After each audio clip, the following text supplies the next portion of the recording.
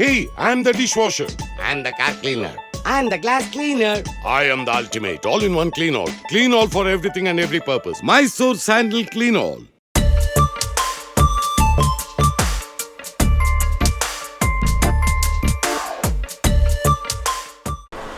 Madam ನಮಸ್ತೆ. ನಮಸ್ತೆ madam, ವಿಶೇಷವಾಗಿ ಸರ್ಗೆ ಇವಾಗ ಮೀಟಿಂಗ್ ಇತ್ತು. ಸರ್ ಕಾಫಿ ರೆಡಿ ಮಾಡ್ತಾ ಇದ್ದೀರಾ? ನೀವೇ ಯಾವಾಗ ರೆಡಿ ಮಾಡ್ಕೊಡೋದಾ ಸರ್? ಸರ್ಗೆ ಏನು ಫೇವ್ರೇಟ್ ಕಾಫಿನ ಟೀನಾ? ಕಾಫಿ. ಮನೇಲಿದ್ರೆ ಕಾಫಿ, ಆಚೆ ಹೋದ್ರೆ ಟೀ. ಏನು ಡಿಫ್ರೆಂಟ್ ಇಟ್ಟಿದ್ದಾರಲ್ಲ, ಮನೆಗೆ ಕಾಫಿ ಟೀ ಅಂದರೆ ಮನೆ ಕಾಫಿ ಇಷ್ಟ ಅಂತ. ಮನೆ ಕಾಫಿ ಇಷ್ಟ ನನಗೆ.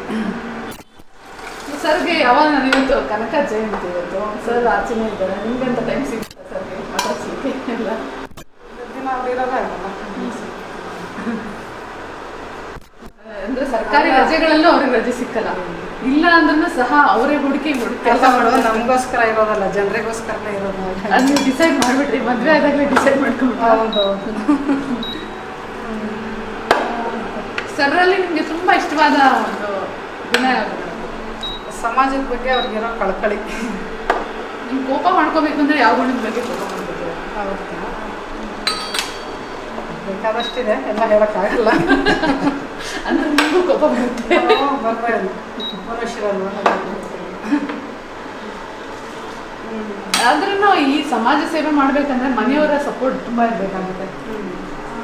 ನಿಮ್ಮದು ಸ್ಯಾಕ್ರಿಫೈಸ್ ಯಾವ್ಯಾವ ಆಗಬೇಕು? ನಮ್ದು ನಾವು ಡ್ಯೂಟಿ ಅನ್ಕೊಂಡು ಮಾಡ್ತಾ ಇರ್ತೀವಿ. ಸ್ಯಾಕ್ರಿಫೈಸ್ ಅಂತ ಈಗ ಒಂದೊಂದ್ಸರಿ ಸರಿ ಇಲ್ಲದೆ ಇರುವಾಗ ನೀವೇ ಡಿಸಿಷನ್ ತಗೊಂಡು ಯಾವ ಕಾರ್ಯಕರ್ತರು ಬರ್ತಾರೆ, ಯಾರು ಬರ್ತಾರೆ, ಅವರಿಗೆ ಆ ಸಂದರ್ಭಕ್ಕೆ ಏನಾದರೂ ಹೇಳಿ ನೀವೇ ಮ್ಯಾನೇಜ್ ಮಾಡಬೇಕಾಗುತ್ತೆ. ಮಾಡ್ತೀವಿ. ನೀವು ಪೊಲಿಟಿಕಲ್ ಏನೇ ತೊಡಗಿಸ್ಕೊಂಡಿದ್ದೀರಾ? ಪೊಲಿಟಿಕಲಿ ನಾನು ಏನೂ ಇಲ್ಲ, ನನಗೂ ಪೊಲಿಟಿಕಲಿಗೂ ಸಂಬಂಧನೇ ಇಲ್ಲ. ಆದರೂ ಸಾಮಾಜಿಕ ಕಳಕಳ ಸಮಾಜದ ಬಗ್ಗೆ ಇದೆ, ರಾಜಕೀಯವಾಗಿಲ್ಲ ಅಷ್ಟೇ. ಅಂದರೆ ನಾವು ಸೊಸೈಟಿ ಸೇವೆ ಮಾಡಬೇಕಂದ್ರೆ ಪೊಲಿಟಿಕಲ್ನೇ ಇರಬೇಕು ಅಂತ ನೀವು ಅನ್ಕೊಂಡು? ಇಲ್ಲ ಇಲ್ಲ, ಯಾವ ಥರ ನಾವು ಮಾಡಬೇಕು ಅನ್ನೋ ಮನಸ್ಸಿದ್ರೆ ಆಯಿತು. ಈಗ ಸಚಿವರು ಎಷ್ಟು ಸಿಂಪಲ್ಲು, ಅವ್ರ ಮಿಸ್ಸಸ್ಸು ಯಾವುದೇ ಇಲ್ಲ ಅಡುಗೆ ಮೇಲೆ ಅವರು ಕೆಲಸ ಮಾಡ್ತಾರೆ. ಅಂದರೆ ಗಾಂಧೀಜಿ ಏನು ನಮ್ಮ ಕೆಲಸಗಳನ್ನ ನಾವು ಮಾಡ್ಕೋಬೇಕು ಅಂದರೆ ಇವತ್ತಿಗೂ ನೀವು ಅನುಸರಿಸ್ತಾ ಇದ್ದೀವಿ. ಗಾಂಧೀಜಿನ ಅನುಸರಿಸ್ಬೇಕು ಅಂದ್ರೆ ಅದನ್ನೇ ಅದು ಅನುಸರಿಸ್ಬೇಕಂತ. ಗಾಂಧೀಜಿನ ಈಗ ನಮ್ಮ ಸಚಿವರು ಅಂದರೆ ಎಲ್ಲ ಫೆಸಿಲಿಟಿ ಸಿಗುವಂಥ ಎಲ್ಲ ಈಗ IAS ಒನ್ಸ್ ಎಲ್ಲ ವ್ಯವಸ್ಥೆ ಸಿಗ್ತಾಗ ಅವ್ರಿಗೆ ಅಡುಗೆ ಮನೆ ನೋಡಿ ಗೊತ್ತಿಲ್ಲ ಅಂತ ಹೇಳ್ತಿರ್ತಾರೆ. ಅಂದರೆ ಸಚಿವರ ಶ್ರೀಮತಿಯವರಾಗಿ ನೀವು ಎಲ್ಲ ವ್ಯವಸ್ಥೆ ಇರಲಿಲ್ಲ, ಸ್ವತಃ ನಾನೇ ಮಾಡಬೇಕು, ಸರ್ಗೆ ಒಂದು ಏನು ಅವರು ಇಷ್ಟವಾದ ಕಾಫಿ ನನ್ನ ಕೈಯಿಂದನೇ ಮಾಡಬೇಕು ಅಂತ ಒಂದು. ಅಂದರೆ ಸರ್ ಹಂತ ಹಂತವಾಗಿ ಬಂದಾಗ ಒಂದಷ್ಟು ಸವಾಲುಗಳಿರ್ತಾ ಇತ್ತು. ಯಾಕಂದರೆ ಎಲ್ಲ ಕ್ಷೇತ್ರದಲ್ಲಿ ಇರೋ ಥರ ಇಲ್ಲೂ ಇರ್ತದೆ. ಆ ಸಂದರ್ಭದಲ್ಲಿ ನಿಮಗೆ ಮನೆ ಜವಾಬ್ದಾರಿಯನ್ನು ನಿಮಗೆ ಜಾಸ್ತಿ ವಹಿಸಿ ಅವರು ಹೊರಗಡೆ ಜವಾಬ್ದಾರಿ ಹೆಚ್ಚು ಹೊತ್ಕೊಳ್ಳೋ ಅಂಥ ಅನಿವಾರ್ಯತೆ ಇರ್ತದೆ. ಆಗ ನಿಮಗೆ ಇದು ಮನೆಯದು ಜವಾಬ್ದಾರಿ ಬರ್ಡನ್ ಅನಿಸ್ಲಿಲ್ವಾ? ಅಥವಾ ಸರ್ ಯಾವ ರೀತಿ ನೀವು ನಿಭಾಯಿಸ್ತಾ ಇದ್ರಿ ಅವ್ರದ್ದು ಕೆಲಸಗಳನ್ನ ನೀವು ಸೇರಿ? ಮನೆ ಜವಾಬ್ದಾರಿ ಅನ್ನೋದು ಬರ್ಡನ್ ಅಂತ ಅನ್ಸಲ್ಲ, ನಮ್ಮದು ಇರತ್ತಲ್ಲ ಡ್ಯೂಟಿ, ಹಾಗಾಗಿ ಅದು ಬರ್ಡನ್ ಅಂತ ಅನ್ಸಲ್ಲ. ಅದನ್ನು ಸ್ವಂತ ಖುಷಿಯಾಗಿ ಮಾಡಿದಾಗ ಬರ್ಡನ್ ಆಗಲ್ಲ, ಕಿರಿಕಿರಿಯಾಗಿ ಮಾಡ್ಕೊಂಡಾಗ ಆಗ್ಬೋದು. ನಮ್ಮ ಕೆಲಸ ಅಂತ ನಾವು ಮಾಡ್ತೀವಿ ಅದನ್ನಷ್ಟೇ. ಈಗ ಸರ್ ಜೊತೆ ಎಲ್ಲೋ ಹೋಗ್ಬೇಕಂತ ನೀವು ಒಂದು ಪ್ಲಾನ್ ಹಾಕೊಂಡಿರ್ತೀರ ಅನ್ಕೊಂಡಿದ್ದೀರ, ರಿಲೇಷನ್ ಮದುವೆಗೋ ಏನೋ ಅಂತ. ಅವ್ರು ಸುತ್ತಮುತ್ತ ಕಾರ್ಯಕರ್ತರೇ ಇರ್ತಾರೆ, ನಿಮಗೆ ಸ್ಥಳನೇ ಸಿಕ್ಕಿರಲ್ಲ. ಆ್ಯಕ್ಚುಲಿ ಅಂದ್ಕೊಳ್ಳೋದೇ ಇಲ್ಲ, ಅವ್ರ ಜೊತೆ ಎಲ್ಲ ಹೋಗಬೇಕು ಅಂತಲೂ ಅಂದ್ಕೊಳ್ಳಲ್ಲ. ಅವರಾಗಿ ಕರೆದ್ರೆ ಮಾತ್ರ ಅದಕ್ಕೆ ನಾನು ಅವ್ರ ಅವಕಾಶ ಇದ್ರೆ ಮಾತ್ರ ಹೋಗ್ತೀನಿ ಅಷ್ಟೇ, ಇಲ್ಲದ್ರೆ ಹೋಗೋದೇ ಇಲ್ಲ. ಹೋಗಬೇಕು ಅಂತ ಅನ್ಸೋದು ಇಲ್ಲ. ಒಮ್ಮೆ ಆಗಲಿಲ್ಲ ಅದಕ್ಕೂ ಏನು ಅಂದ್ಕೊಳ್ಳೋದಿಲ್ಲ. ಅಂದರೆ ಯಾವುದೇ ಹೆಚ್ಚಿನ ನಿರೀಕ್ಷೆ ಮಾಡೋದೇ ಇಲ್ಲ. ಇಲ್ಲ, ಯಾವ ನಿರೀಕ್ಷೆನೂ ಇಲ್ಲ. ಅವತ್ತವತ್ತು ಆ ಸಂದರ್ಭಕ್ಕೆ ಏನು ಬರುತ್ತೆ ಅದನ್ನು ತುಗಿಸ್ಕೊಂಡು ಹೋಗೋದಷ್ಟೇ ನಮ್ಮ ಕೆಲಸ. ನಿಮಗೆ ಇಷ್ಟು ತಾಳ್ಮೆ, ಅಂದರೆ ಮಹಿಳೆ ತಾಳ್ಮೆ ಇದ್ದಷ್ಟು ಆ ಮನೆ ತುಂಬ ಶಾಂತವಾಗಿರುತ್ತೆ ಅಂತ ಹೇಳಿ ನನಗೆ ಅಶೋಕ್ ಕಾರ್ನಲ್ಲಿ ಅವ್ರ ಮದರ್ ನಾವು ಇಂಟರ್ವ್ಯೂ ಮಾಡಿದಾಗ ಅವ್ರು ಹೇಳಿದ್ರು, ತಾಳ್ಮೆ ಇರಬೇಕೆಲ್ಲದ್ರ ಮೊದಲಾಗಿ ಅಂತ. ನಿಮಗೆ ತಾಳ್ಮೆ ಪಾಠ ಹೇಳ್ಕೊಟ್ಟವ್ರೆ ಅವ್ರನ್ನ? ಸ್ವಭಾವ ಅವ್ರ ಪಾಠ ಹೇಳ್ಕೊಟ್ಟು ಬರೋದಿಲ್ಲ ಅಲ್ಲ, ಮನೆಯಲ್ಲಿ ನೋಡಿ ನೋಡಿ ಇರ್ತಾರೆ ಅದು. ಇಲ್ಲ ಇಲ್ಲ, ಹಾಗೆ ರೂಢಿನೇ ಹಾಗಾಗಿದೆ. ಜೊತೆಗೆ ನಮಗೆ ಮೊದಲಿಂದ ಸಂಘ ಮತ್ತೊಂದು ಅದೊಂದು ಸಂಸ್ಕಾರ ಇದೆ ಅಲ್ಲ, ಸಮಾಜಕ್ಕೆ ಮಾಡುವಾಗ ನಾವು ಮಾಡುವಂಥದ್ದು ಸಪೋರ್ಟ್ ಮಾಡುವಂಥದ್ದು ನಮ್ಮದು ಕರ್ತವ್ಯ ಅಂತ ಅನ್ಕೊಂಡಿದ್ವಿ. ಹಾಗಾಗಿ ಈಗ ಸಚಿವ ಅವ್ರು ಇನ್ನೇನಕ್ಕೋ ಮಾಡಿದ್ರು ಆಗ್ತಿತ್ತೇನೋ, ಅವ್ರು ಮಾಡ್ತಿರೋದು ಸಮಾಜಕ್ಕಲ್ವಾ, ಯಾರಿಗೋ ಒಂದು 4 ಜನಕ್ಕೆ ಹೆಲ್ಪ್ ಆಗ್ತಿದೆ ಅಂದಾಗ ಒಂದು ಸಣ್ಣದು ಇದು ಅಷ್ಟೇ. ಸಚಿವರಂತ ರಾಜ್ಯದ ತಲೆನೋವು ತಲೆನೋವಿರುತ್ತೆ. ಶಿಕ್ಷಣ ಅವ್ರು ಎಷ್ಟೇ ನೋಡ್ತಾ ಇದ್ರು ಜನ ಜಾಸ್ತಿ ಇದ್ದಾರೆ, ವ್ಯವಸ್ಥೆನೂ ಬೇರೆ ಥರ ಇರುತ್ತೆ. ಅವ್ರಿಗೆ ಸಿಕ್ಕಿರೋ ಒಂದು ಟೈಮಲ್ಲಿ ಅವರೆಲ್ಲ ವ್ಯವಸ್ಥೆನ ನೋಡುವಂಥ ಕೆಲಸಗಳಾಗ್ತಿರ್ತದೆ. ನೀವು ಅಬ್ಸರ್ವ್ ಮಾಡಿ, ಇಲ್ಲ ಈ ಥರ ಆಗಿದೆ ಅವ್ರ ಗಮನಕ್ಕೆ ತರೋದು ಉಂಟಾ? ಖಂಡಿತ ಬರ್ತೀವಿ. ನಾನಾಗಲಿ ಮಕ್ಕಳಾಗಲಿ ಅವರ ಪ್ರತಿಯೊಂದು ವಿಷಯನೂ ಅವ್ರು ಹೇಳಿ, ಯಾಕಂದ್ರೆ ನೀವೂ ಪ್ರಜೆಗಳೇ, ಮತ್ತೆ ಪ್ರಜೆಗಳಾಗೆ ಹೇಳ್ತಿದೀವಿ, ಅವ್ರಿಗೆ ಮನೆಯವ್ರಾಗೆ ಹೇಳಲ್ಲ. ಹೀಗೆ ಮಾಡ್ಬೋದಿತ್ತಲ್ಲ, ಈಗ ಬದಲಾಯಿಸ್ಕೋಬೋದಿತ್ತು ಎಲ್ಲ. ಆಕ್ಚುಲಿ ಮನೆ ವಿಷಯ ನಮ್ಮ ಮನೇಲಿ ಚರ್ಚೆನೇ ಆಗೋದಿಲ್ಲ, ಮನೆ ವಿಷಯನೇ ಇರೋದಿಲ್ಲ, ಇದ್ರು ಆಚೆ ಕಡೆ ಸೊಸೈಟಿ ವಿಷಯನೇ ಇರುತ್ತೆ. ಈಗ ಶಿಕ್ಷಣ ಸಚಿವರು ಅವರೇನು ಯಾವುದೇ ಹುದ್ದೆ ನಿರೀಕ್ಷಿಸಿರಲಿಲ್ಲ, ಅವರ ಕಾರ್ಯವನ್ನ ಗಮನಿಸಿ ಪಕ್ಷ ಅವರಿಗೆ ಒಂದು ಜವಾಬ್ದಾರಿ ಕೊಟ್ಟಿದೆ. ನಿಮ್ಗೆ ನಿರೀಕ್ಷೆ ಇತ್ತಾ ಅವ್ರಿಗೆ ಈ ಥರದೊಂದು ಸಿಗುತ್ತೆ ಅಂತ? ಇರಲಿಲ್ಲ ಅಂತ ಖಂಡಿತ ನಿರೀಕ್ಷೆ ಇರಲಿಲ್ಲ. ಆ ದಿನ ಬೆಳಗ್ಗೆ ಫೋನ್ ಬರೋವರೆಗೂ ನಮಗೂ ಏನು ಗೊತ್ತಿರಲಿಲ್ಲ.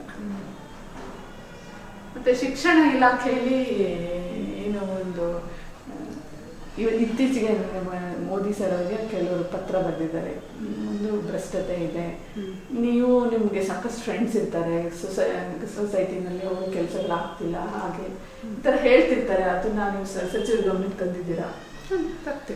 ಏನು ನಿಮ್ಮ ಇಲಾಖೆಯಲ್ಲಿ ಹೀಗಾಗುತ್ತೆ ಅಂತ ತಂದಿದ್ದಾರಾ ಸರ್? ನಮಗೂ ಎಲ್ಲ ಅದನ್ನ ಹಾಕ್ತಾರೆ. ಅವ್ರು ನಾವು ರಾಜಕೀಯದವ್ರು ಯಾವುದೇ ಇದರಲ್ಲಿ ಇನ್ವಾಲ್ವ್ ಆಗಲ್ಲ. ಅವ್ರಿಗೆ ನೇರವಾಗಿ ಅವ್ರ ನಂಬರ್ ಕೊಡ್ತೀವಿ, ನೀವು ಮಾತಾಡ್ಕೊಡಿ, ನಾವು ಮನೆಯವರು ಅದಕ್ಕೆ ಬರೋದಿಲ್ಲ ಅಂತ ಹೇಳ್ತೀವಿ. ಮತ್ತೆ ನಿಮ್ಮ ಇಡೀ ನೀವು ತಿಪ್ಟೂರ್ನ ಇವತ್ತು ನಾನು ರೌಂಡ್ ಮಾಡಿದೆ, ತಿಪ್ಟೂರ್ನ ಇಷ್ಟೊಂದು ವ್ಯವಸ್ಥಿತವಾಗಿ, ತಿಪ್ಟೂರು ಮೊದಲಿಂದ ವ್ಯವಸ್ಥಿತವಾಗಿತ್ತೋ ಏನೋ ಗೊತ್ತಿಲ್ಲ, ನಾನು ಇವತ್ತು ತಿಪ್ಟೂರು ಬಂದಿದ್ದೀನಿ. ಆದರೆ ಬಹುತೇಕರು ನಾನು ಕಣ್ಣಾರೆ ನೋಡಿದ್ದೆ ಇವತ್ತು ಆಫೀಸ್ನಲ್ಲಿ, ಪ್ರತಿಯೊಂದು ನಮ್ಮ ಮನೇಲಿ ನಾವು ಮನೇಲಿ ಹೋಮ್ ಮಿನಿಸ್ಟರ್ ಕೇಳ್ತಾ ಇರ್ತಾರೆ, ಇದಕ್ಕೆ ಎಷ್ಟು ಕೊಡಬೇಕು, ಇದಕ್ಕೆ ಎಷ್ಟು ಹಂಚಬೇಕು ಅಂತ. ಸರ್ ಆ ರೀತಿ ದುಡ್ಡು ಯಾವುದಕ್ಕೆ ಇದನ್ನ ಅಲೋಕೇಶನ್ ಆಗಬೇಕು ಅಂತ ಲೆಕ್ಕ ತಗೋತಾ ಇದ್ರು. ಇಲ್ಲ ನಮ್ಮನೆ ದುಡ್ಡಿನ ವ್ಯವಹಾರ ಅಲ್ಲ ಅದು ಇಲಾಖೆಯಲ್ಲಿ ಯಾವುದೇ ಕೆಲಸ ಆಗ್ಬೇಕು, ಯಾವ ಶಾಲೆಗೆ ಏನಾಗ್ಬೇಕು, ಯಾವ ರಸ್ತೆಗೆ ಏನಾಗ್ಬೇಕು, ಈ ತರ ನೀವು ಈಗ ನಿಮ್ಮ ಹಸ್ಬೆಂಡ್ ಅಂತ ನೋಡಿದೆ, ಒಬ್ರು ಸಚಿವರು ಇಷ್ಟೊಂದು ಕಾಳಜಿಯಿಂದ ಕೆಲಸ ಮಾಡ್ತಾ ಇರೋದು ನೋಡಿದಾಗ ಕೇಳಿದಾಗ ನಿಮ್ಮ ರಿಯಾಕ್ಷನ್? ಸಂತೋಷ ಆಗುತ್ತೆ, ಅವರು ಪ್ರಾಮಾಣಿಕವಾಗಿ ಮಾಡ್ತಾ ಇದಾರಲ್ಲ ಅನ್ನೋ ಸಂತೋಷ ಇದೆ ಅಷ್ಟೇ. ಈಗ ಪ್ರಾಮಾಣಿಕತೆ ಅನ್ನೋದಕ್ಕೆ ಹುಡ್ಕಕ್ ಕಷ್ಟ ಇದು ಅರ್ಥನ, ಅದ್ರ ಮಧ್ಯೆ ಇವ್ರಿಗೆ ಸ್ಟ್ರಗಲ್ ಆಗ್ತಿರ್ಬೋದು, ಅದನ್ನ ನೀವು ನೋಡ್ತಿರ್ತೀರಾ. ಯಾಕಂದ್ರೆ ಇಡೀ ವ್ಯವಸ್ಥೆ ನಮಗ್ ಬೇಕಾದಾಗಿರಲ್ಲ. ವ್ಯವಸ್ಥೆ ಸರಿ ಇರಬೇಕು ಅಂದ್ರೆ ಒಂದಿಷ್ಟು ಜನ ಕಷ್ಟಪಡ್ಲೇಬೇಕಲ್ಲ, ಹಾಗೆ ಆ ಕಷ್ಟನ ಅವ್ರು ಪಡ್ತಾ ಇದ್ದಾರೆ, ಅವ್ರು ಹೊತ್ಕೊಂಡು ನಡೀತಾ ಇದ್ದಾರೆ. ಶಿಕ್ಷಣ ಸಚಿವರಿಂದ ನೀವೇನ್ ನಿರೀಕ್ಷೆ ಮಾಡ್ತಾರೆ? ಮೇಡಮ್ ಏನೋ ನಿರೀಕ್ಷೆ ಮಾಡ್ತಾರೆ. ಏನಿಲ್ಲ, ಸಮಾಜಕ್ಕೆ ನ್ಯಾಯ ಸಿಗಲಿ ಅವರಿಂದ ಅನ್ನೋದಷ್ಟೇ. ಅವರ ಕೆಲಸ ಸೇವೆ ಸಮಾಜಕ್ಕೆ ಸಿಗಲಿ ಸರಿಯಾಗಿ. ಸರ್ಗೆ ಇಷ್ಟವಾದ ಅಡಿಗೆ ಅಡಿಗೆ ಅಕ್ಕಿ ರೊಟ್ಟಿ, ನಮ್ಮದೇ ಆದಂಥ ಒಂದಿಷ್ಟು ಪದಾರ್ಥಗಳಿವೆ, ಅನ್ನದ ಜೊತೆಗೆ ತಿನ್ನುವಂಥದ್ದು, ತಿಳಿಸಾರು ಇರ್ಬೋದು, ಸಾಂಬಾರು, ಗೊಜ್ಜು ಅಂತೆಲ್ಲ. ತಿಪ್ಟೂರಿನ ಸ್ಪೆಷಲ್ ಏನು? ತಿಪ್ಟೂರಿನ ಸ್ಪೆಷಲ್ ಕೊಬ್ಬರಿ, ಅದರಿಂದ ಮಾಡುವಂಥ ಖಾದ್ಯ ಅದು ಇರುತ್ತೆ. ಆ ಥರ ಆದರೆ ಏನು ವಿಶೇಷ ಇದೆ? ನಮ್ಮ ಕೊಬ್ಬರಿ ಮಿಠಾಯಿ, ಎಸ್.ಎಲ್. ಭೈರಪ್ಪ ಅವರ ಎಲ್ಲ ಕಾದಂಬರಿಗಳು ತಿಪ್ಟೂರಿಂದ ಶುರುವಾಗುತ್ತೆ. ಹಾಗಾಗಿ ಅದಕ್ಕೂ ಒಂದು ನಮ್ಮ ಸಾಹಿತ್ಯ ಲೋಕದಲ್ಲಿ ಒಂದು ವಿಶೇಷ ಸ್ಥಾನಮಾನ ತಿಪ್ಟೂರಿಗೆ. ನೀವು ಯಾವ ಊರು ಮೇಡಮ್? ಬೇಸಿಗೆ ನಾನು ಸಾಗರ. ಸಾಗರಕ್ಕೂ ಇಲ್ಲಿಗೂ ಏನು ಇದು ಬಯಲುಸೀಮೆ? ಮಲೆನಾಡು, ನಾವು ಪೂರ್ತಿ ಮಲೆನಾಡಿನವರು, ಇದು ಪೂರ್ತಿ ಬಯಲುಸೀಮೆ ಉಲ್ಟಾ. ಅಲ್ಲಿ ಊಟ ತಿಂಡಿಯಿಂದ ಹಿಡಿದು ಎಲ್ಲದೂ ಬೇರೆ. ನಾವು ಸ್ವಲ್ಪ ಸಿಹಿ ಸ್ವಭಾವದವರು, ಇಲ್ಲಿ ಸ್ವಲ್ಪ ಖಾರದ ಸ್ವಭಾವ. ನಾವು ಈಗ ಮಕ್ಕಳನ್ನೆಲ್ಲ ಏನಾದರೂ ಒಂದು ಡಿಸಿಷನ್ ತಗೋಬೇಕಾಗುತ್ತೆ, ಎಜುಕೇಷನಲ್ಲಿ ಅಥವಾ ಏನಾದರೂ ಮಕ್ಕಳ ಬಗ್ಗೆ ಡಿಸಿಷನ್ ಸರ್ ನಿಮ್ಗೆ ಅವೈಲಬಲ್ ಇಲ್ಲ ಅಂದಾಗ? ಇಲ್ಲ ಅವ್ರ ಆ ವಿಷಯದಲ್ಲಿ, ಮಕ್ಕಳ ವಿಷಯದಲ್ಲಿ ರಾತ್ರಿ 12 ಗಂಟೆನಾದ್ರು ಹೇಳ್ತಾರೆ. ಅವರ ಪರ್ಮಿಷನ್ ಇಲ್ಲದೆ ನಾವೇನು ಮಾಡೋದು. ಮನೇಲಿ ಏನಿದ್ರು ಅವ್ರಿಗೆ ಬಿಡೋದಿಲ್ಲ, ನಾವು ಗಮನಕ್ಕಂತೂ ತಂದು. ನಿಮ್ಮ ಕಾರ್ಯಕರ್ತರು ಒಬ್ರು ಹೇಳ್ತಾ ಇದ್ದಾರೆ, ಸಚಿವರ ಜೊತೆ ನಾವೊಬ್ಬರು ರೈತರು ಸಹ ಆರಾಮಾಗಿ ಬೆಂಗಳೂರಿಗೆ ಹೋಗ್ಬಿಡ್ಬೋದು, ಏನು ಅಂಥದ್ದೇನು ಸಮಸ್ಯೆ ಇಲ್ಲ. ಇಷ್ಟು ಸಿಂಪಲ್ ಆಗಿರೋ ವ್ಯಕ್ತಿತ್ವನ ನೀವು ಹಿಂದೆ ರಾಜಕೀಯ ವ್ಯಕ್ತಿಗಳನ್ನ ನೋಡಿರ್ತೀರ, ಇವತ್ತು ನಿಮ್ಮನೇಲೇ ಒಂದು ಪೊಲಿಟಿಕಲ್ ಲೀಡರ್ ಇದ್ದಾರೆ. ಇಷ್ಟು ಸರಳತೆ ಸರಿಗೆ ಹೇಗೆ ಬಂದಿರ್ಬೋದು ಮೇಡಮ್? ಅವ್ರ ಸ್ವಭಾವನೇ ಹಾಗೆ, ಸ್ವಭಾವನೇ ಹಾಗೆ ಸರಳ. ಜೊತೆ ಸಂಘ RSS ಒಂದು ಬ್ಯಾಕ್ಗ್ರೌಂಡ್ ಇದೆಯಲ್ಲ, ಅದು ಇನ್ನೊಂದಿಷ್ಟು ಸರಳರನ್ನಾಗಿ ಮಾಡಿದೆ. ನಮ್ಮ ಧ್ಯೇಯ ಮುಖ್ಯ, ಕರ್ತವ್ಯ ಮುಖ್ಯ, ಯಾವುದೇ ಸ್ವಂತದ್ದಲ್ಲ. ಹಾಗೆ ಮತ್ತೆ ಸರ್ 2008ರಲ್ಲಿ ಅವರ ಪೊಲಿಟಿಕಲ್ ಲೈಫ್ ಶುರು ಆದಮೇಲೆ ನೆಕ್ಸ್ಟ್ ವಾಟ್ ನೆಕ್ಸ್ಟ್ ಅಂತಾನೆ ಅವರು ಏನೇನು ಮಾಡಿದ್ದಾರೆ ಅಂತ ಹೇಳಿ ಮಾಹಿತಿ ಕೊಟ್ಟು, ಅಂದರೆ ಅಷ್ಟೊಂದು ಅಥೆಂಟಿಕ್ ಆಗಿ ಇದು ಈಗ ನಾವು ಒಂದು ವರ್ಕ್ ಹೋದರೆ ಇದೊಂದು ಜವಾಬ್ದಾರಿ ಅಂತ ಕೊಟ್ಟಿರ್ತಾರೆ, ಅದನ್ನ ಮಾನಿಟರ್ ಮಾಡೋರು ಇರ್ತಾರೆ.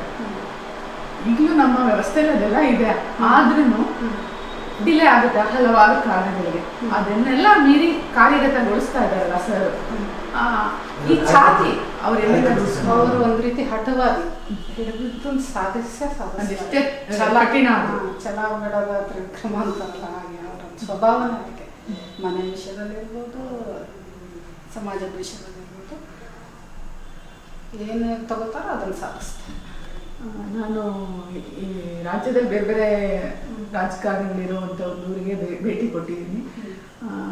ಆದರೆ ಭೇಟಿ ಕೊಟ್ಟ ಆದರ್ಶ ಗ್ರಾಮ ಅಂತ ಹೇಳೋ ಪ್ರದೇಶದಲ್ಲಿ ಆದರ್ಶ ಇರಲಿಲ್ಲ. ಅಂದರೆ ಇವತ್ತು ನಾನು ಇಡೀ ಬೆಳಗ್ಗೆಯಿಂದ ಸುತ್ಕೊಂಡ್ಬಂದೆ. ಎಷ್ಟು ಸುಸಜ್ಜಿತವಾಗಿ ನಗರವನ್ನು ಬೆಳವಣಿಗೆ ಆಗಿದೆ, ಜೊತೆಗೆ ಅದಕ್ಕೆ ಪೂರಕವಾದ ಅಭಿವೃದ್ಧಿ ಕಾರ್ಯಗಳು ಆಗ್ತಿದೆ. ಸರ್ಗೆ ಏನು ವಿಷನ್ ಇರ್ಬೋದು ಮೇಡಮ್? ನೀವೇನಾದ್ರು ಕೇಳಿ ತಿಳ್ಕೊಂಡಿದ್ದೀರಾ ಮುಂದೆ? ಯಾಕಂದ್ರೆ ನಾವು ಸ್ವಕ್ಷೇತ್ರ ಚೆನ್ನಾಗಿ ಇಟ್ಕೊಂಡಾಗ ಉಳಿದದನ್ನೆಲ್ಲ ಚೆನ್ನಾಗಿ ಮಾಡೋಕ್ಕೆ ಸಾಧ್ಯತೆ ಇರುತ್ತೆ. ಈ ತಾಲೂಕಿನ ದೃಷ್ಟಿಯಿಂದ ತಗೊಂಡಾಗ ಅವರಿಗೆ ಒಂದು ರಸ್ತೆ, ಇನ್ನೊಂದು ನೀರು, ಅವರ ತುಂಬ ದೂರದ ದೃಷ್ಟಿ ಇರುವಂಥದ್ದು. ಯಾವುದೇ ಊರಿಗೂ ರಸ್ತೆ ಇಲ್ಲ ಅಂತ ಆಗಬಾರ್ದು, ದೀಪ ಇಲ್ಲ ಅಂತ ಆಗಬಾರ್ದು. ಹಿಂದಿನ ಒಂದು ವಾಜಪೇಯಿ ಕನಸಿನ ಭಾರತ ಇರ್ಬೋದು, ಈಗಿನ ಮೋದಿ ಕನಸಿನ ಭಾರತ ಇರ್ಬೋದು, ಅದಕ್ಕೆ ಕೈ ಜೋಡಿಸ್ತಾ ಇದ್ದಾರೆ. ಮೂಲಭೂತ ಸೌಕರ್ಯಗಳಿದೆ, ಅದನ್ನು ಪೂರೈಸುವಂಥದ್ದು ಜವಾಬ್ದಾರಿ. ನೀವು ಸರ್ ಅವರಿಂದ ಪ್ರಭಾವಿತ ಆದ ವಿಚಾರಗಳಿವೆ? ಅವರು ತಾಳ್ಮೆ, ಒಂದಿಷ್ಟು ವಿಷಯದಲ್ಲಿ ಯಾವತ್ತೂ ಯಾರ ಮೇಲೂ ರೇಗ್ತಾರೆ, ಅದೆಲ್ಲ ಇಲ್ಲ ಅಂತಲ್ಲ. ಆದರೆ ಇನ್ನೊಬ್ಬರ ವ್ಯಕ್ತಿನ ದ್ವೇಷಿಸಲ್ಲ ಅವರು. ಆ ವ್ಯಕ್ತಿಯ ವಿಷಯಕ್ಕೆ ರೇಗ್ತಾರೆ ಬಿಟ್ಟರೆ ಯಾವುದೇ ವ್ಯಕ್ತಿನ ದ್ವೇಷಿಸಲ್ಲ. ಯಾವುದೇ ಪಾರ್ಟಿ ಇರ್ಬೋದು, ರಾಜಕೀಯ ಇರ್ಬೋದು, ಕಾಂಗ್ರೆಸ್ನವರು ಅಂತ ದ್ವೇಷಿಸಲ್ಲ, ದೊಡ್ಡವರು ಅಂತ ದ್ವೇಷಿಸಲ್ಲ. ಅವ್ರು ಎಷ್ಟೇ ಏನೇ ಮಾಡಿ ವಿಚಾರವನ್ನಷ್ಟೇ ಅಷ್ಟೇ ವಿಚಾರ ಮಾತ್ರ ಅವ್ರಿಗೆ ಮಾಡುವಂಥದ್ದು. ವ್ಯಕ್ತಿ ದೃಷ್ಟಿ ತಗೊಳ್ಳ ಎಲ್ಲ. ನಾನು ಇವತ್ತು ಮೀಟಿಂಗೆಲ್ಲ ನೋಡ್ತಾ ಇದ್ದೇನೆ, ಅವ್ರಿಗೆ ಎಂಜಿನಿಯರು ಯಾರು ಒಬ್ರು ಎಂಪ್ಲಾಯ್ಸ್ ಇರ್ಬೋದು, ಅವ್ರಿಗೆ ಅವ್ರು ಕೇಳ್ತಾ ಇದ್ರು, ಶುಗರ್ ಚೆಕ್ ಮಾಡಲಿಲ್ಲ ಅಂದ್ರೆ ನಿಮ್ಗೆ ತೊಂದರೆ ಆಗ್ಬಿಡುತ್ತಪ್ಪ, ಚಿಕ್ಕ ವಯಸ್ಸಿಗೆ ಇಷ್ಟೊಂದು ಹೆಲ್ತ್ ಆರೋಗ್ಯ ಹಾಳು ಮಾಡ್ಕೋಬೇಡ ಅಂತ ಹೇಳಿ ಒಬ್ರು ತಂದೆ ಮನೆಯಲ್ಲಿ ಎಷ್ಟು ಬುದ್ಧಿ ಹೇಳ್ತಾರಲ್ಲ ಅಷ್ಟು ಅವರಿಗೆ ಬುದ್ಧಿ ಹೇಳ್ತಾ ಇದ್ರು. ಆರೋಗ್ಯದ ಬಗ್ಗೆ ಕಾಳಜಿ ವಹಿಸು, ನಾನು ಹೇಳ್ತೀನಿ ಅಲ್ಲಿ ಹೋಗ್ಬಾಪ ಅಂತ ಎಲ್ಲ ಹೇಳ್ತಾ ಇದ್ರು. ನಾವು ಒಂದು ಬಹುತೇಕ ನಾನು ನೋಡಿದಾಗ ಎಲ್ಲರೂ ಹಾಗಿರಲ್ಲ. ಸಚಿವರು ಆದ್ಮೇಲೆ ಸಚಿವರನ್ನ ನಾವು ಭೇಟಿ ಆಗಲಿಲ್ಲ ಅಂತ ಹೇಳಿದ ಜನರು ಇದ್ದಾರೆ ನಮ್ಮ ಇಂಟರ್ವ್ಯೂನಲ್ಲಿ. ಆದರೆ ಈ ಸಚಿವರೊಬ್ಬರು ಈ ಥರ ಪರ್ಸನಲ್ ಕಾಳಜಿ ತಗೊಂಡು ಒಬ್ಬರನ್ನ ಪ್ರತಿಯೊಬ್ಬನ ಜೀವವು ಮೌಲ್ಯಯುತವಾದ್ದು ಅಂತ ಒಂದು ನಡವಳಿಕೆ, ಆ ರೀತಿ ಕ್ಯಾರೆಕ್ಟರ್ ನೀವು ಮದುವೆ ಆದ ದಿನದಿಂದ ನೋಡಿದ್ದ? ಸಮಾಜದ ಬಗ್ಗೆ ಜೊತೆ ಕೆಲಸ ಮಾಡೋದ್ರ ಬಗ್ಗೆನೂ ಇರ್ಬೋದು, ಎಲ್ಲ ಬಗ್ಗೆನೂ ಒಂದೇ ದೃಷ್ಟಿ ಉದಾಸೀನ ಮಾಡ್ತಾರೆ. ಸ್ವತಃ ಅವರು ಅವ್ರ ಆರೋಗ್ಯದ ಬಗ್ಗೆ ಹಾಗೆ ಕಾಳಜಿ ತಗೊಳ್ಳೋದು, ಬೇರೆಯವ್ರ ಬಗ್ಗೆ ಹಾಗೆ ಕಾಳಜಿ ವಹಿಸ್ತಾರೆ. ನೀವು ಸರ್ನಿಂದ ಪ್ರಭಾವಿತರಾಗಿ ಪೊಲಿಟಿಕಲಿ ಮಹಿಳೆಯರಿಗೆ ಇನ್ನೂ ಪೂರ್ಣ ಸ್ಥಾನಮಾನ ಸಿಕ್ಕಿಲ್ಲ, 50% ಅಷ್ಟು. ನಿಮ್ಮಂಥ ಕಲಿತ ಮಹಿಳೆಯರು, ರಾಜಕೀಯ ಪ್ರಜ್ಞೆ ಇರೋ ಮಹಿಳೆಯರು ಬಂದಿದ್ರೆ ಒಂದಷ್ಟು ಕಾಂಟ್ರಿಬ್ಯೂಷನ್ ಆಗ್ತಾ ಇತ್ತಲ್ಲ? ರಾಜಕೀಯಕ್ಕೆ ಬರೋಕ್ಕೆ ಆಸಕ್ತಿ ಇರಬೇಕಲ್ಲ, ಮನಸ್ಸಿರಬೇಕು, ಆಸಕ್ತಿ ಇರಬೇಕು. ನಮ್ಮ ಫೀಲ್ಡ್ ಅಲ್ಲ ಅಂತದ್ದು ಅಂತ ಅನ್ನಿಸ್ದಾಗ ನಮಗೆ ಬೇರೆ ಇದೆ ಅಲ್ಲ, ಸಮಾಜದಲ್ಲಿ ಕೆಲಸ ಮಾಡೋಕ್ಕೆ ಬೇರೆ ಬೇರೆ ಫೀಲ್ಡ್ ಇದ್ದೇ ಇದೆ. ಹಾಗಾಗಿ ನಾವು ಅದನ್ನು ಆಯ್ಕೆ ಮಾಡ್ಕೊಂಡಿದ್ದೀವಿ. ನಾನು ರಾಜಕೀಯ ಚರ್ಚೆಗಳು ನಡೆಯೋದುಂಟಾ ಮೇಡಮ್ ನಿಮ್ಮ ಮನೇಲಿ? ಮನೇಲಿ ಭಾಳ ಕಡಿಮೆ. ಎಲ್ಲೋ ಕೆಲವು ಸರಿ ನಮಗೆ ಕೆಲವು ಸರಿ ಡೌಟ್ಗಳಿರುತ್ತಲ್ಲ, ಅಂಥ ಸಮಯದಲ್ಲಿ ಮಾಡ್ತೀವಿ. ಅವ್ರಿಗೆ ಇದು ಹೀಗಾಗಬಾರ್ದಿತ್ತಲ್ಲ, ಯಾಕಾಯಿತು, ಆ ಕ್ಲಾರಿಫಿಕೇಷನ್ ಬೇಕಾದಾಗ ಅವ್ರು ಕೊಡ್ತಾರೆ ಅಷ್ಟೇ. ಸುಮ್ಮನೆ ಚರ್ಚೆಗಳು ಅಂದರೆ ಇನ್ನೊಂದು ಅವ್ರಿಗೆ ಟೈಮೇ ಇರೋದಿಲ್ವಲ್ಲ. ಅವರು ಬೆಳಗ್ಗೆ ರಾತ್ರಿ 11 ಗಂಟೆ ಹೊತ್ತಿಗೆ ಮನೆಗೆ ಬರೋದು. ಆಗ ನಾವು ಅದೇ ಚರ್ಚೆ ಮಾಡ್ತಾ ಕೂತ್ಕೊಂಡ್ರೆ ಅವರಿಗೆ ಕಿರಿಕಾಗ್ಬೋದು. ಹಾಗಾದ್ರೆ ಆ ವಿಷಯದಲ್ಲಿ ಮಾತುಕತೆಗಳು ಭಾಳ ಕಡಿಮೆ. ನಮಗೆ ಮೊದಲಿಗೆ ಶಿಕ್ಷಣ ಸಚಿವರಾಗಿ ಇವರು ಪ್ರಮಾಣ ವಚನ ಸ್ವೀಕರಿಸ್ತಾರೆ ಅಂದಾಗ ನಮಗೆಲ್ಲ ಅಟೆನ್ಷನ್ ಗ್ಯಾದರ್ ಮಾಡಿದ್ದೇನೆಂದರೆ ಅವರು ಟ್ರೈನಲ್ಲಿ ಬಂದರು. ಟ್ರೈನಲ್ಲಿ ಬಂದ ಏನು ನಾವು ಗಾಂಧೀಜಿಯವ್ರನ್ನ ಅವತ್ತಿನ ಕಾಲಕ್ಕೆ ಬೇರೆ ವ್ಯವಸ್ಥೆಯಲ್ಲೆಲ್ಲ ಗಾಂಧೀಜಿ ಟ್ರೈನಲ್ಲಿ ಬಂದರು, ಸಾಮಾಜಿಕವಾಗಿ ಎಲ್ಲರನ್ನೂ ಒಳಗೊಳ್ತಾ ಇದ್ರು. ಇವತ್ತು ಹಲವಾರು ವ್ಯವಸ್ಥೆ ಇದೆ ಸಚಿವರು ಅಲ್ಲಿ ಬಂದು ತಲುಪಲಿಕ್ಕೆ, ಆದರೆ ಅವು ಎಲ್ಲವೂ ಬೇಡ. ನನಗೆ ಸರಳತೆ, ಅದೇನೆ ಗಾಂಧೀಜಿನ ಹೊಗಳೋದು ಅಂದರೆ ಅವರನ್ನು ಫೋಟೋ ಇಟ್ಟು ಹಾರ ಹಾಕಿ ಹಾಡಿ ಹೊಗಳೋದು ಅಲ್ಲ ಅಂತ ನಮ್ಮ ನಂಬಿಕೆ. ಯಾವುದೇ ವ್ಯಕ್ತಿನೇ ಆಗಲಿ ಅವರ ಒಂದು ಆದರ್ಶ ಇಟ್ಕೊಂಡು ಬದುಕಿದ್ದಾರೆ ಅಂದರೆ ಆ ಆದರ್ಶ ನಾವು ಕಿಂಚಿತಾರು ಅಳವಡಿಸ್ಕೋಬೇಕಲ್ಲ. ಅಳವಡಿಸ್ಕೊಂಡಾಗ ಆ ವ್ಯಕ್ತಿಗೆ ನಾವು ಸಲ್ಲಿಸೋ ಗೌರವ ಇರ್ಬೋದು ಅಂತ ನಮ್ದು ನಂಬಿಕೆ ಅಷ್ಟೇ. ಮೇಡಮ್, ಬಯಲುಸೀಮೆ ಹುಡುಗ ಮಲೆನಾಡು ಹುಡುಗಿ, ಇದೇನು ಲವ್ ಅಫೇರಾ ಅಥವಾ ಅರೇಂಜ್ ಮ್ಯಾರೇಜ್? ಇಲ್ಲ, ಇಷ್ಟಪಟ್ಟೆ ಆಗಿರೋ. ಅದು ಇಷ್ಟ ಯಾವ ವಿಚಾರ? ಸಂಘದಲ್ಲಿ ಇಬ್ರು ಕೆಲಸ ಮಾಡ್ತಿದ್ವಿ. ನೀವು ಸಂಘದಲ್ಲಿ? ಹೌದು, ನಾನು ಅಂದರೆ ಒಂದು ರೀತಿ ಇದು ಲವ್ ಮ್ಯಾರೇಜ್ ಇದೆ. ಯಾವ ವಯಸ್ಸಲ್ಲಿ ಮೇಡಮ್ ಲವ್ ಆಯ್ತು? 92 ಸಮಾಜಕ್ಕೆ ಮಾಡ್ತಾರೆ ಅನ್ನೋ ದೃಷ್ಟಿಯಿಂದನೇ ಅಲ್ಲಿ ಆಗಿರೋದು. ನಾನು ಸಮಾಜದ ಕೆಲಸನೇ ಮಾಡ್ತಿರೋದ್ರಿಂದ ಅವ್ರಿಗೂ ಇಷ್ಟ ಆಗಿರೋದು. ನೀವು ಸಂಘಕ್ಕೆ ಪರಿಚಿತರಾಗಿದೆ ಹೇಗೆ? ಸಂಘಕ್ಕೆ ಪರಿಚಯ, ಸಂಘದಲ್ಲಿ ಒಂದು ಹಿಂದೂ ಸೇವಾ ಪ್ರತಿಷ್ಠಾನ ಅಂತ ಒಂದು ಭಾಗ ಇದೆ. ಅದರಲ್ಲಿ ನಾವು ಎಲ್ಲ ಸಾಮಾಜಿಕ ಚಟುವಟಿಕೆಗಳನ್ನು ಮಾಡ್ತಾಯಿದ್ವಿ. ಆದ್ದರಿಂದ ಇಲ್ಲೊಂದು ಶಿಬಿರ ಆಗಿತ್ತು. ಆಗ ನಾನು ಇಲ್ಲಿದ್ದೆ ಒಂದು 40 ದಿನ. ನಮಗೆ ಒಂದು ಟ್ರೈನಿಂಗ್ ಕ್ಯಾಂಪ್ ಥರ ಆಗ ಆಗಿದ್ದ ಸಂದರ್ಭ.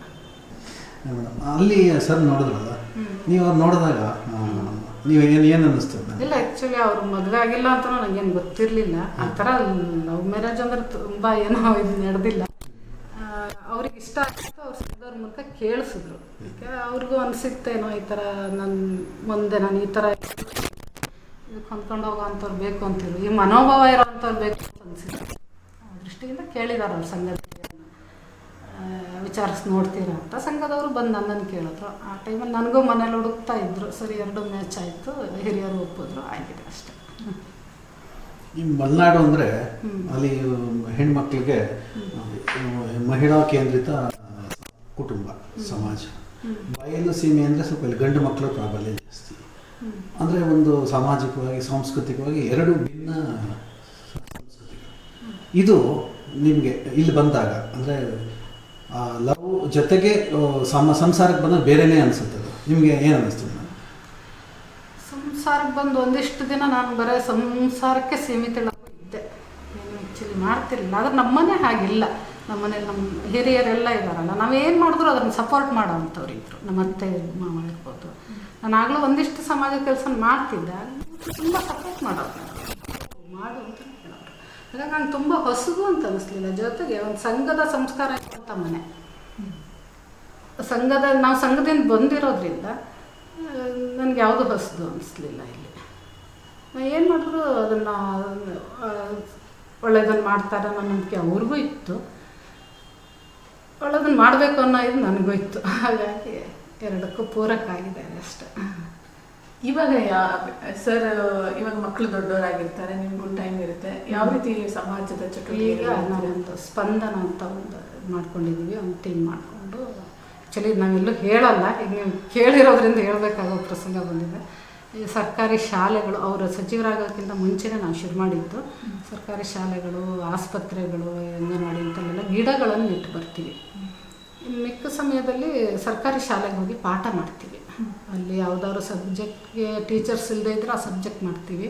ಇಲ್ಲ ಅಂದರೆ ಸಂಗೀತ, ಅಲ್ಲಿ ಯಾವುದು ಸರ್ಕಾರದಿಂದ ಲಭ್ಯ ಇಲ್ವೋ, ಯಾವ ವಿದ್ಯೆ ಅವ್ರಿಗೆ ಸಿಗ್ತಿಲ್ಲ, ಸಂಗೀತ ಸಿಗ್ತಿಲ್ಲ, ಶಾಸ್ತ್ರೀಯ ಸಂಗೀತ ಸಿಗ್ತಾಯಿಲ್ಲ, ಯೋಗ, ಪ್ರಾಣಾಯಾಮ, ಡ್ರಾಯಿಂಗು ಈ ಥರದ್ದೆಲ್ಲ ಸಿಗ್ತಾಯಿಲ್ಲ. ಇದನ್ನು ನಾವು ವಾಲಂಟಿಯರ್ಸ್ ಹೋಗಿ ಪಾಠ ಮಾಡಿರ್ತಾಯಿದ್ವಿ. ಈ ಕೊರೋನಾದಿಂದ ಸ್ವಲ್ಪ ನಿಂತಿದೆ, ನಾಳೆಯಿಂದ ಶುರು ಮಾಡ್ತಾಯಿದ್ದೀವಿ. ಮತ್ತು ಈ ನಮ್ಮ ಮಕ್ಕಳಿಗೆ ಏನೊಂದು, ನಾವು ಚಿಕ್ಕವರಿದ್ದಾಗ ಮಾರಲ್ ಸೈನ್ಸ್ ಅಂತ ಒಂದಿರ್ತಾ ಇತ್ತು. ಆ ಕ್ಲಾಸಸ್ಸು ಇವಾಗ ಬಹುತೇಕ ಶಾಲೆಗಳಲ್ಲಿ ಇದೇ ಇಲ್ಲ ಅನ್ನೋದಿದೆ. ಸರ್ಗೆ ನೀವು ಅದು ಕೇಳ್ಕೊಬೋದಿತ್ತು, ಸರ್ ಈ ಥರದ್ದೊಂದು ಮಾರಲ್ ಸೈನ್ಸ್ ಇವಾಗ ನೀವೇ ಹೋಗಿ ಮಾಡ್ತಿದ್ದೀರಾ ವಾಲಂಟರಿ ಆಗಿ. moral science ನು ಈ ಸಂಗೀತ ಕಲಿಯೋದ್ರಿಂದ, ಧ್ಯಾನ ಮಾಡೋದ್ರಿಂದ ಒಳ್ಳೆ ವಿಚಾರಗಳು, ಮನಸ್ಸು ಒಂಥರ ಒಂದು ಪ್ರಶಾಂತವಾಗಿರುತ್ತೆ. ಇದನ್ನ ಒಂದು ನಮ್ಮ ಶಿಕ್ಷಣದಲ್ಲಿ ಅಳವಡಿಸುವಂತ, ಈಗಾಗಲೇ ಯೋಗ ಅಳವಡಿಸಿರ್ತಾರೆ. ಈ ಸಂಗೀತ ಅನ್ನೋದು ಕೆಲವು ಏನು ಪ್ರೈವೇಟ್ ಶಾಲೆಗಳಲ್ಲಿ ಇರ್ತವೆ, ಅಂದ್ರೆ ಸರ್ಕಾರಿ ಶಾಲೆಯಲ್ಲಿ ಇಲ್ಲ. ಅದ್ರ ಮುಂದಿನ ಅವರ NEP ಯೋಜನೆ ಇದೆಯಲ್ಲ, ಅದರಲ್ಲಿ ಎಲ್ಲ ವಿದ್ಯೆಗಳು ಇದೆ. ಹಾಗಾಗಿ ಅವ್ರಿಗೆ ಸಿಗೋ ಈ ಕಡಿಮೆ ಸಮಯದಲ್ಲಿ ಎಷ್ಟು ಅಳವಡಿಸೋಕ್ಕಾಗತ್ತೆ ಅಂತ ಗೊತ್ತಿಲ್ಲ. ಮುಂದೆ ಬಹುಶಃ ಆ ಯೋಜನೆಗೆ ಬಂದಾಗ ಅದೆಲ್ಲ ಚಾಲ್ತಿಯಲ್ಲಿ ಬರುತ್ತೆ ಅಂತ ನಮ್ಗೆ ಅಂದ್ಕೊಂಡಿದ್ವಿ.